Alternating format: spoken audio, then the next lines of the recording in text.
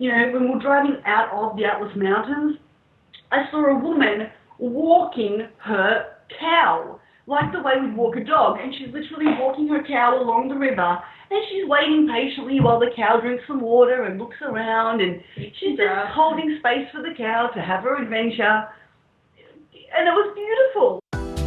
Welcome to Marketing with Vino, the edutainment business growth podcast, mixing education and entertainment to make growing your service business much more fun. Your hosts, Quinton Venter, online marketing expert, and Gaby Kowalski, creator of the Business Freedom Formula, have a glass of wine and share powerful and up-to-date strategies to help grow your service business fast.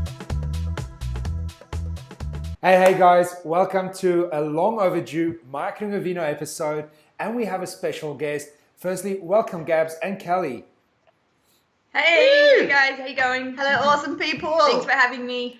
So excited. So due to popular demand, and because we wanted her back, we have Miss Awesome Kelly Bowen with us today. We've literally just come back from a 3.5-week trip overseas, and we've got some really cool stuff to share with you. We've got a story to share with you, which on a topic that I know is dear to Quinton's heart, and the topic is how to create raving fan clients, that just want to feed you more business, that want to go and write a review on TripAdvisor or on your Facebook page, or, not because you asked them, but because they authentically want to help you, spread your business out there. Yeah. And to share the story, Kelly and I arrived in Marrakesh in Morocco at midnight, and arrived to a riad. Now riads there are like a bed and breakfast where it's multi-story, but the whole they might have 8 or 10 rooms. Sometimes roughly, it's small in the sense of it's not like a hotel. It's beautiful. And we wanted to experience a riad, so we booked ourselves a couple of nights at a 5-star beautiful riad. We arrived there. It's all dark, everyone's sleeping, but the crew that works there is still functioning. They take us in, they sit us down, they prepare this feast, this Moroccan feast for us, and explain how it resonates with their culture. There's dates and milk, and we're thinking dates and milk, but anyway, these special pastries and stuff, and they pour us this beautiful Moroccan tea, which is basically mint tea with, I think, a whole bunch of sugar. With a whole bunch of sugar. Anywho, so we're sitting there, it's beautiful, the detail of this place, the mosaics, the lamps, the lanterns, the carpets, it's like a feast for your eyes.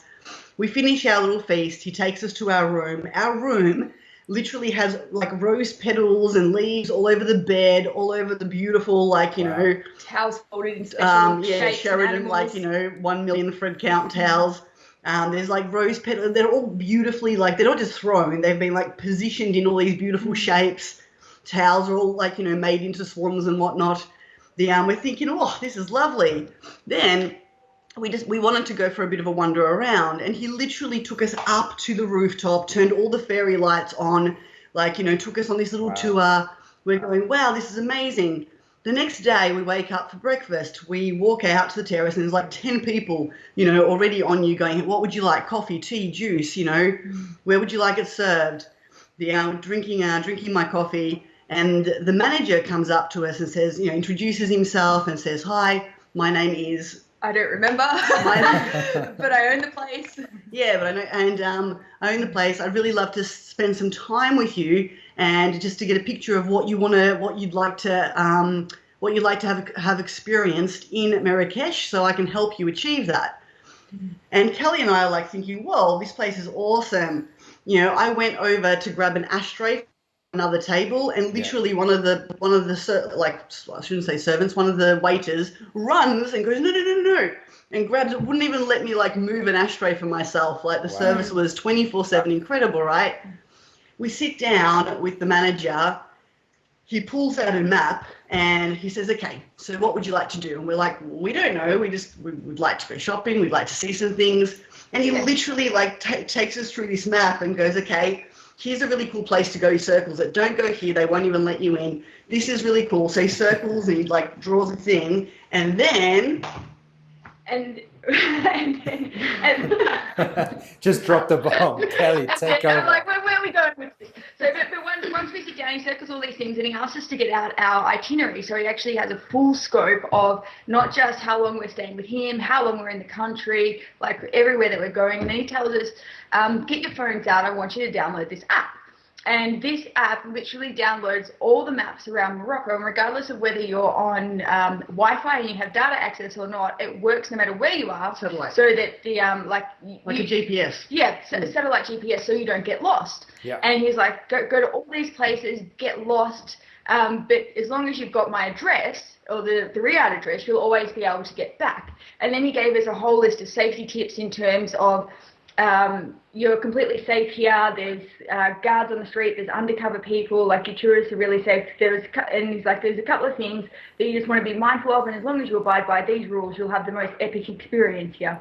And it was one was the locals. They will try and take you somewhere to get you lost, and they'll want to. Well, not locals. So there's, obviously there's people out there trying to take advantage of tourists. Of course. Yeah. And it's like, any country's got schemers. Any country's got criminals, right?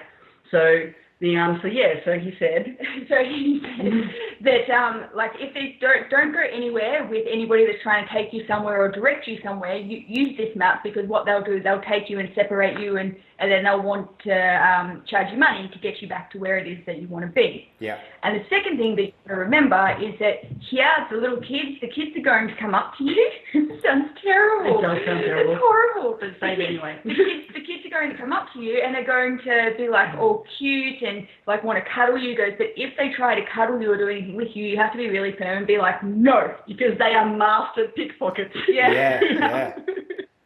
Yeah, like they're being trained to be able to get the money out of you without you even realising it's happened. Before you know it, your wallet's being passed back to someone else and it's gone before you can even turn around and realise that it's gone. And so what we loved is, like, so here we are in Morocco for the first time. Before we came, we had all these people saying, oh, be careful, and my mum literally gave me 5 friggin' like headscarves to wear just in case, and we didn't need to wear them at all. In fact, the driver that picked us up from the airport laughed at us when we asked him if we had to wear them. So, like, all these people are going, look out, it's this Muslim country and you've got to be careful. And so it was really nice, because we were like, screw that, we're going anyway. But it was so nice that this man took the time to give us certainty. Like, it's like he knew what the client wanted before the client wanted it. Does that make sense? Like, we weren't consciously thinking it would be really nice for someone to do this for us. We didn't even know we wanted it. He knew what we wanted before we consciously did. And to me, that's like deep, awesome avatar work,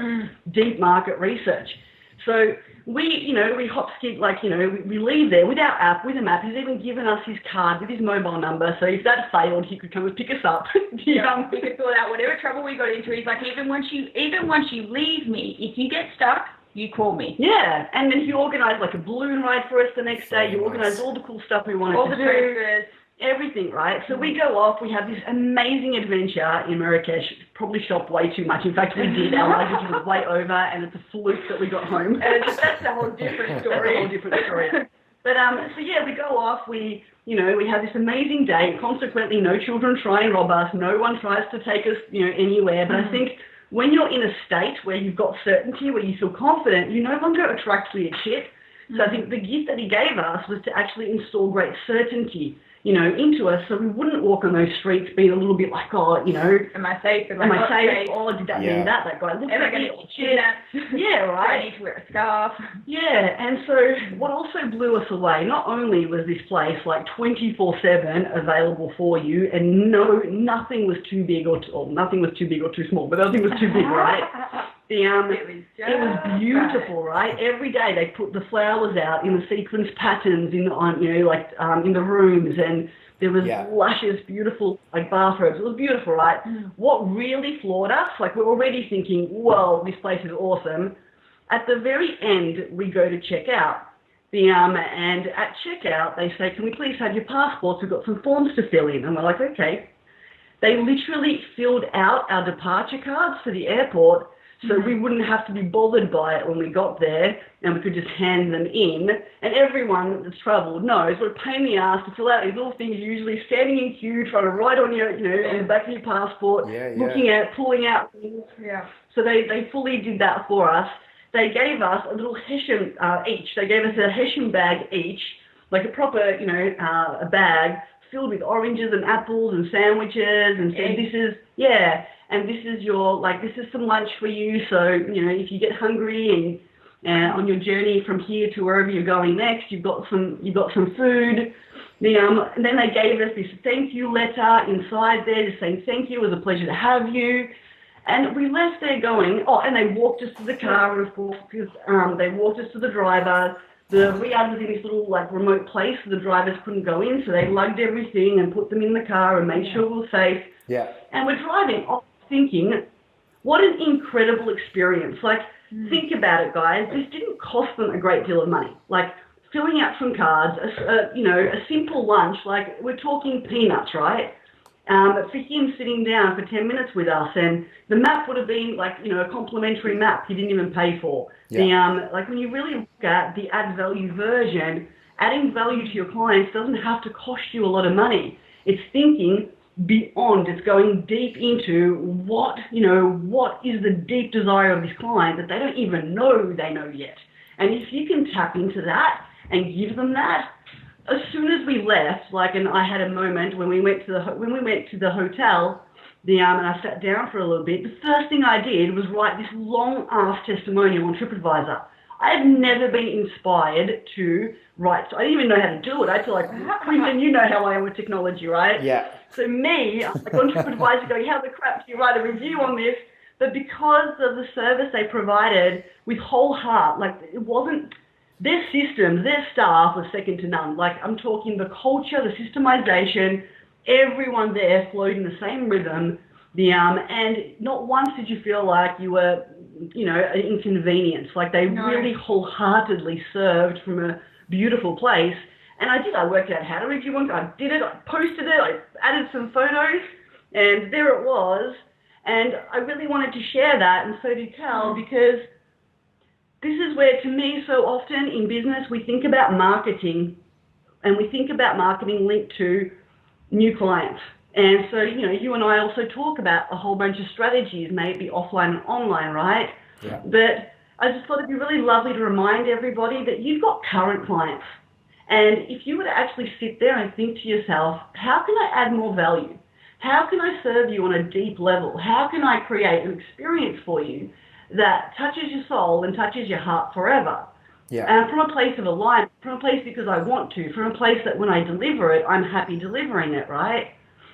And to me, like, that's where the change happens. The greatest form of advertising, I believe, is still like raving fan clients. When people refer other people, you don't have all this resistance, you know? You don't have all this, like, who are you, and all this kind of, like, you know, like, show me what you've got. So to me, like, really looking after your clients is up there with producing a lot of good content. Like, when we produce content marketing, we build that relationship. When our clients love us and rave about us, it has that same follow through. What's your take on it? Well, absolutely.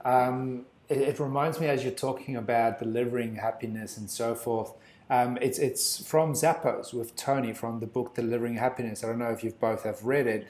I'm sure you have. And Tony talks about when they went through a tough time in the early 2000s, how just everything that was going on with the economy, how they struggled from what they had and how they wanted to grow and expand. And one thing that Tony and his team of leaders did was they started switching their focus internally.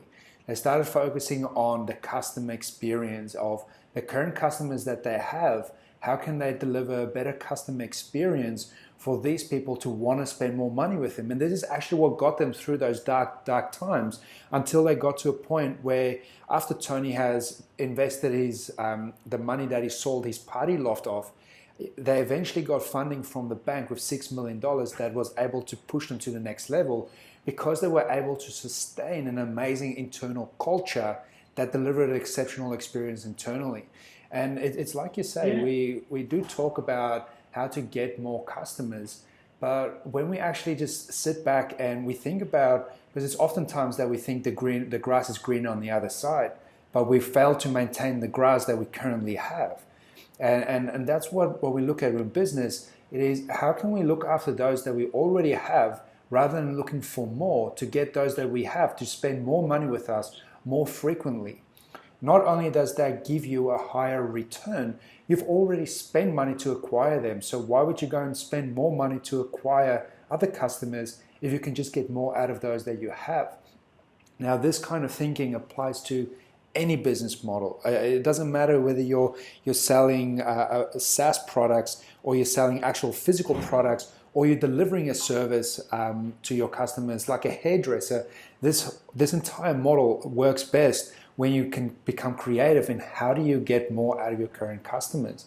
And it starts with that. It starts with the experience that people have with us. So for everyone that is currently listening, if you go back to the beginning of this episode, the thing that Gaby and Kelly started with was an experience that they experienced, the memories of what they left with after their trip to Morocco.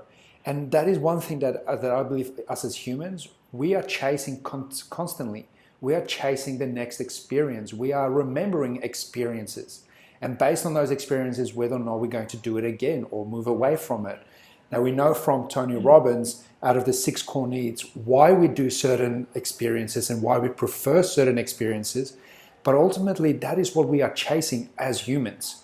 And if we can, in our current business, if we can look after delivering the most exceptional experience, even before they do money with us. See, this is it. There's this pre, intra, and post. So pre-experience, how are they experiencing us before they even spend money with us, and then during, but don't neglect after.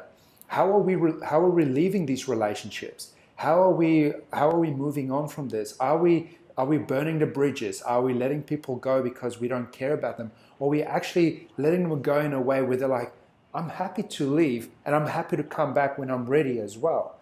And that to me is where it's like, that's the pinnacle of it. So yeah, to me, like, I think one thing is, like, the first step before you can even look at how do I add more value and create raving fan clients is to make sure that your market, your clients, the people that you're actually attracting to your business are in alignment with your truth, meaning that this is a part of the market that you friggin' love, that you actually authentically, love your clients. Yeah. And you need to do some deep market research. You've got to do the deep avatar work in order to get to a place where the people you attract are people you want to add value to. Because, if you add value to the wrong, like, if you don't like your client and you're adding value, you're going to see through it.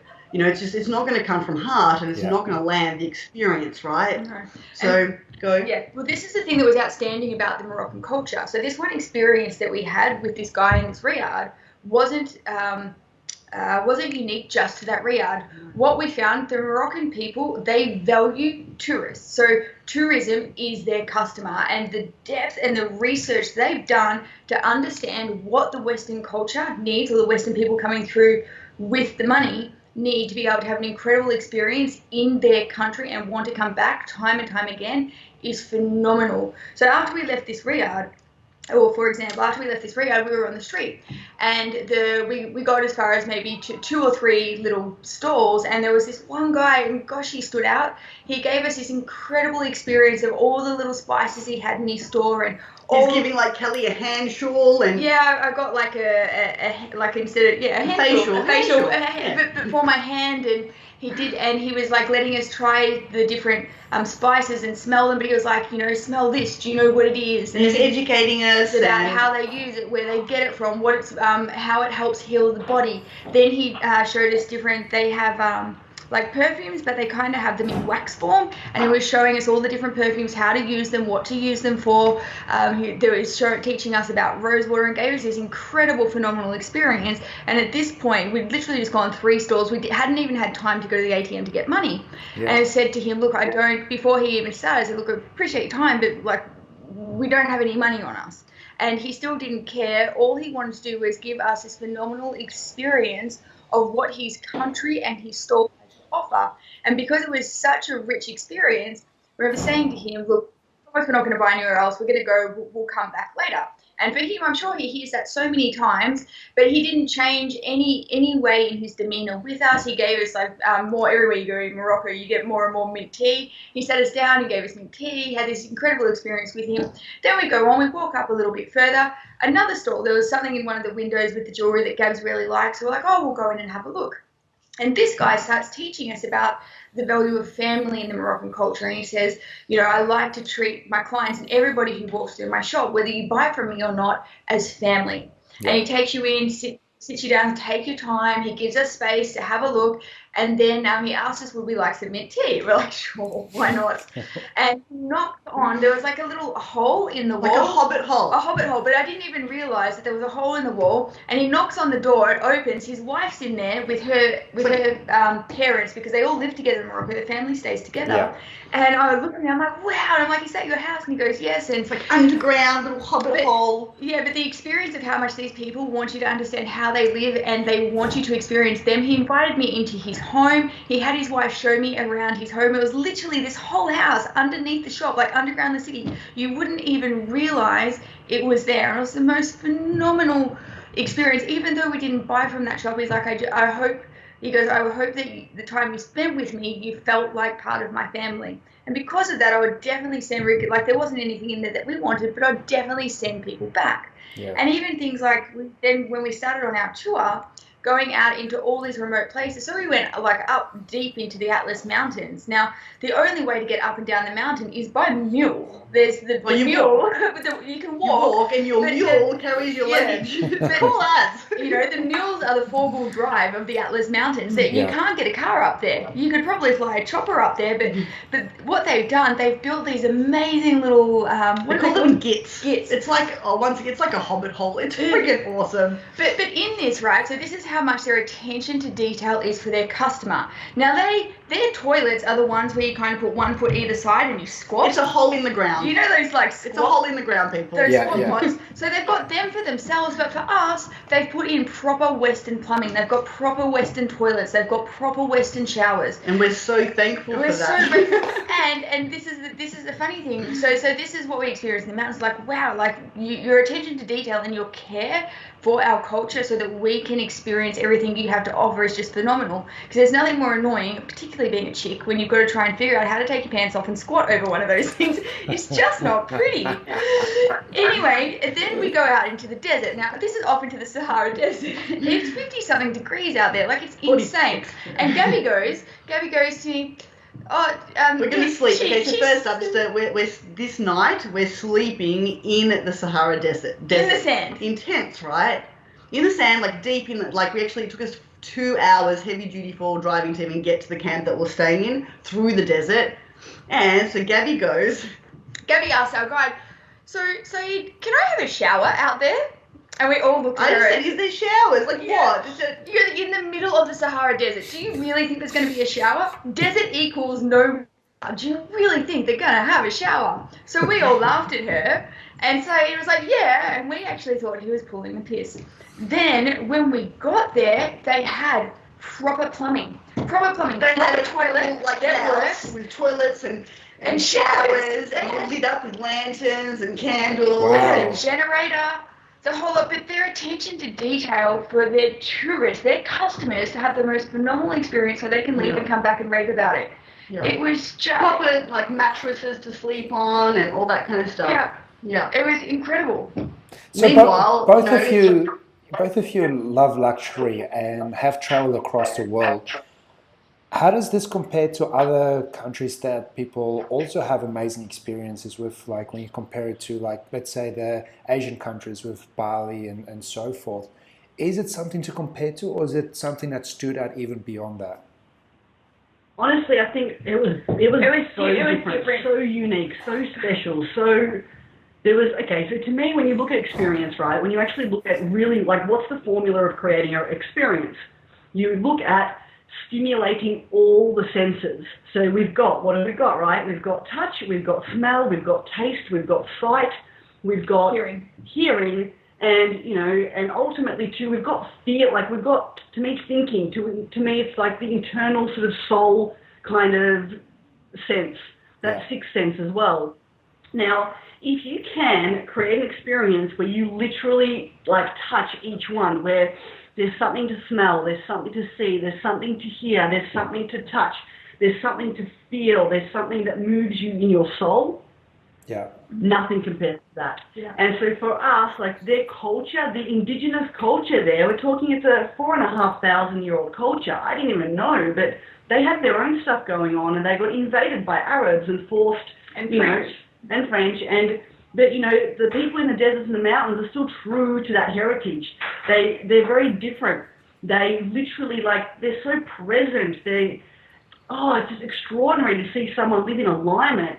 You know, they really do love the stars and the desert, and they look after their land and animals. Like, you know, when we're driving out of the Atlas Mountains, I saw a woman walking her cow, like the way we'd walk a dog, and she's literally walking her cow along the river, and she's waiting patiently while the cow drinks some water and looks around, and she's just holding space for the cow to have her adventure. And it was beautiful. Like, I'm like, this is so precious. There's people walking their goats and just holding space for their goats, and there's people, you know, like filling up, like putting like bricks onto their, it was just amazing. They're so still. They're so, in alignment and present. Like there was this one man putting bricks onto a donkey, and it was like slow, just put a brick on, and then come on donkey, and they walk really slowly up the thing, and then they undo it, and then they walk back, and it's just slow, and it's just beautiful. And I think to me, like when you actually see people living in alignment, that they have true, like this was their values around family. They're so friendly. They're so honest. These people can't lie. They can't fake it. There was like they have no ability to lie or fake it. Yeah. It was so beautiful to be around that culture. Plus the views, like the stars in the Sahara Desert, are nothing like I've ever seen before. It felt like another planet. So to me, not that I think the Thai culture is beautiful, and I've also seen beauty in the Balinese culture, you know, and Fijian culture, and you know, like there was just something very special about this place. It was unique and different. If I was to try and put it into words, this is what I really felt, is that the Moroccans want you in their country, not because you bring them money, but because they want to make you fall in love with the beauty and the magnificence of their country. Wow. I found in some other places that I've travelled to, we want you They're here proud because, of their country. Yeah, but other places They love their country. I want you here because you spend money. Yeah. As opposed to the Moroccans, it's not the money first, it's your love for the country first. Yeah. And the money comes second. Yeah. And they care more about you loving their country and what they have to offer than what you bring to them. Yeah. And that is, like, if I was to try and put it into a sentence. Yeah, and specifically I'd be inclined to say that this is to do with the Berbers. So the Berbers are the indigenous ones, not Once you leave the city. not so much the not that the Arabs aren't like this, but to me I experienced this with the Berbers a lot more. There was just something different about them, and about 40% of the population in Morocco is still the indigenous culture, right? Yeah. But it's funny. So with one of them, I say to them, look, you know, how do you they had Ramadan going on while we were there, and they're not eating, they're not doing anything, and yet they're making sure we're fed, they're making sure that we're taken care No of. judgment. Again, no judgment. Like, no, this is your culture, you can experience it, and we're going to do this, and we all get along. Yeah. So very unique, like, you know, Yeah. so, and I say to them, how do you feel? Like, you're Muslim, how do you feel about non-Muslims? And he says to me, what do you mean? He goes, you know, we are all one. It doesn't matter if I believe in Allah and you believe in something else. We're all one. You know, Yeah. we're all one. And it was, but they lived and breathed that. So does that make sense? When you actually look at all the senses at a very deep level, where, you know, we're touched, like from the food to the teas to the smells that they create to the sights, the lanterns, the candles, the art, you know. The authenticity. Yeah.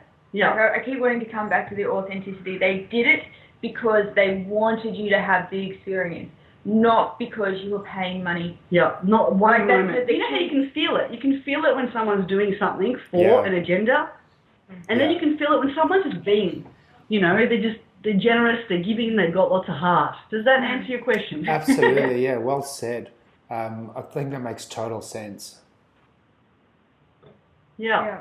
And so it's funny, like, to me, experience is imperative. And, as you know, with my events, I always, like, at the start of an event, I'll have some kind of a prize that I link a really cool story to, and it's a metaphorical download for whatever, like, topic we're covering, that I don't have to do that, meaning that, like, that takes time to find the gift, to think of the metaphor story, to map that whole part of the event out. Like, the truth of the matter is, I don't have to do that. I could just get on stage and deliver, the basics of the content. Yeah. However, I do that because I want them to have an experience. I want them to have, I want it to be I want them to embody the content and to remember something. And as we've spoken so many times before, stories are memorable. Yeah. And I think that when you look at it like this, guys, as you're listening, as you're watching on YouTube, as you're listening on the podcast, wherever you're consuming this content, ask yourself, how can I, add more value from a level of experience, from a level of having them see, smell, taste, feel, be moved somehow in their soul? How can I do that? Yeah. That's in alignment with. Yeah, that's true to me. That's something I really want to give. That's like in flow. So for me, getting the gifts and doing the storytelling and putting on a little bit of a show at the start of an event is totally true for me. Like, I've come from a background in theatre. I love it. It's fun for me, right? It definitely has to come from your character, and that's where the uniqueness comes to play as well. I mean, everyone adds their own flair to it, and that's what we're drawn towards or we're repelled against. Yeah. That's right. Yeah. I think here, I want to put in an important key distinction that depending upon where you sit on the scale of introvert, extrovert. So when we're looking at adding more value and really giving our customers this sensory experience, it has to be in alignment with where you sit on that introvert, extrovert scale. Because let's just say, for example, you're an introvert and you decide to start doing all this physical, extrovert stuff. Yeah, extrovert stuff. It's going to tax you. And I say that from somebody who did that within their own business, and it burnt me out.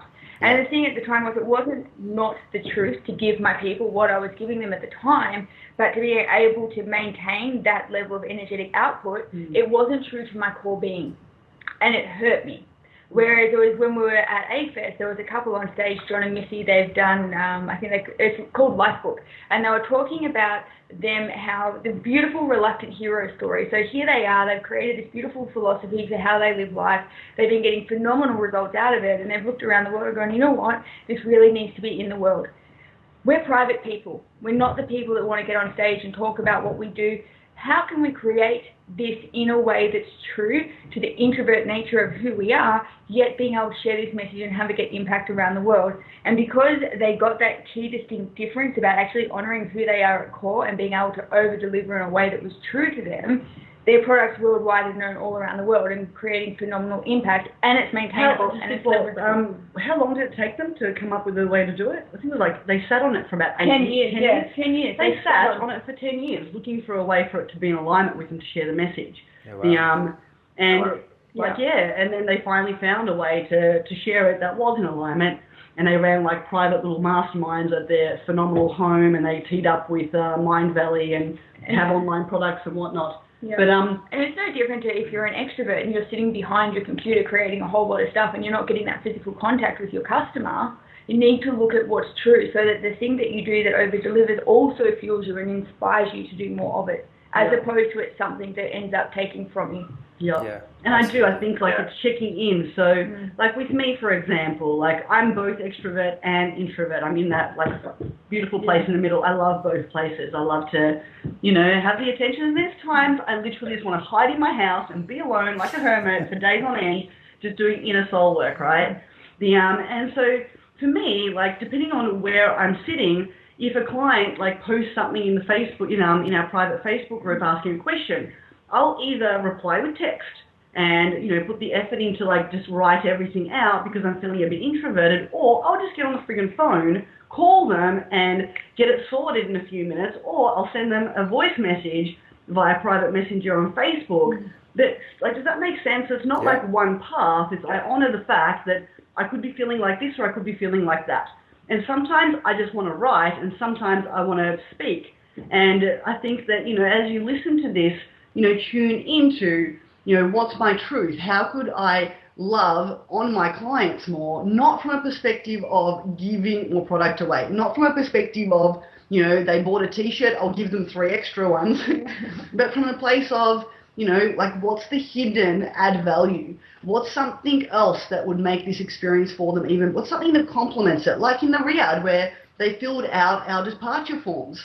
I've never had that experience before. And it's brilliant, right? Like, it's so cool. It's so little, but it's awesome. And plus... And it makes a difference when the airlines changed your flight back an hour because of daylight savings, has forgotten to tell you you've got excess baggage, you've got to charm your way through just to get it on the plane. You get your bags checked in with 5 minutes to cut off, and still, because that stuff's done, you're able to go straight to the front of the line in customs. Yeah. Like, it makes a huge difference. Well, it's true. Like, this is exactly what did happen. So we thought our flight was at 10 in the morning, but it was actually at 9. So we got there at 8 for an international flight, and it was crazy, right? And we arrived at different times too. Yeah, and we get in, customs queue is like off its head.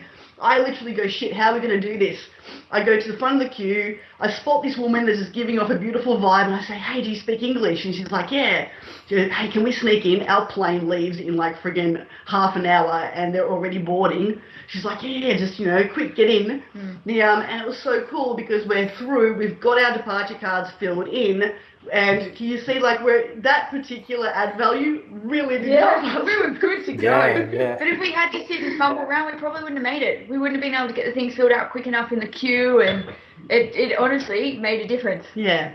What's is there anything else you want to share around, like, your experience? Any other insights? Any, like, anything I haven't said that you'd like to sort of go, hey, and?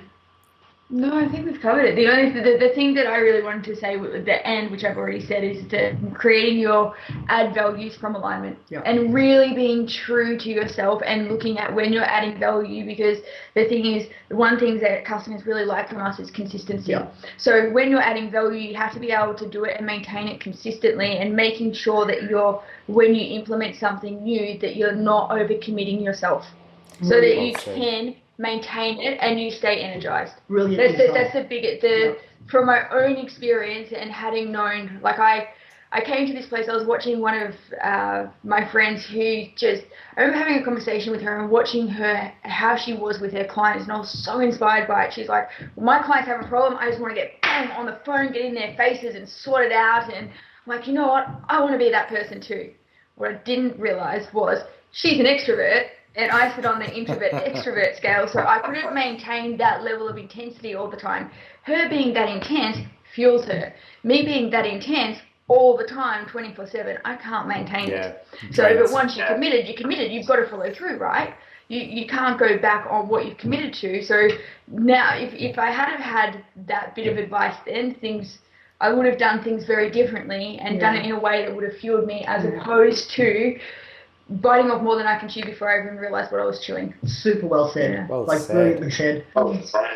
So ultimately, guys, go in at 80%. Like, if you're inspired by this and you go, oh, I can do this, drip feed the launching of it and calibrate. Like, do one thing, calibrate it. And so for me, like, over the years, there's been all these different things I've done at my seminars, and I would check to see, if they actually create a response or not. So I'd do something, and then I'd remove it and see if anyone at the next mastermind said anything, right? So, and if they did, then I'd bring it back. And if they didn't, I'd go, well, that's not necessary. It's not cool. So, for example, like... You used to do balloon popping. I did. I used to do balloon popping. So, in between sessions, after breaks, I'd have balloons, and they'd have like a prize in there. They'd have like a piece of paper in there, have a prize. And whoever had contributed the most in the time before that would get to pop a balloon. And so I did this for a little bit, and I was like, I wonder if I remove the balloons, will they miss them? And they didn't even notice. Well, no, they didn't miss them. So I was like, well, I'm not going to go to all this friggin' trouble. But there's been one thing that's been consistent that they definitely wanted. The story in the front. Is the story. Like, they look forward to the story, And now, like, the ones that have been with me for a while, like, I do, like, usually create these stories where they start off like real and then they go a bit fancy. And I've had people like you know, like stories where like literally I talk to them about meeting Buddha and he shares this thing with me and he gives me this thing to give to them. Time machine, time a lot, all sorts of stuff, And right? the smileys, Yeah, I when I had remember them. clients, like literally turn to Kelly and go, "Is that true?" Yeah. But the point I'm making with this is also get that if you're going to implement something, like test it. Everything is testing and measuring in marketing, and this is marketing. So, you know, do something, but calibrate. Are people commenting on this? Are people loving this? You know, if I was to remove it, ask them, you can straight out ask them and say, hey, this thing, you know, do you believe it's a really awesome thing? Or like on a scale of 1 to 10, where would you rate it? Ask a few. You know, that way you know what systems need to be kept and what systems didn't quite make the cut. And I think upon that note, that's like lots and lots of gold. Yeah. It is. Thank you so much for sharing your wisdom and sharing the stories of your amazing experience. How about the next time we talk a little bit more about A-Fest and what has been shared around there? I mean, it's a once-a-year event, and I'm sure as people traveling like yourself all over the world to come to this place, it must be something magical, and I want to explore that a little bit more. Thank you so much for sharing your wisdom. Love you, Quinton. Thank you. Ciao. Thank you so much for sharing yours too. Bye, everybody. Woo. You've been listening to Marketing with Vino. If you enjoyed this episode and want to access the resources discussed in this episode, go to marketingwithvino.com and select which episode you've listened to.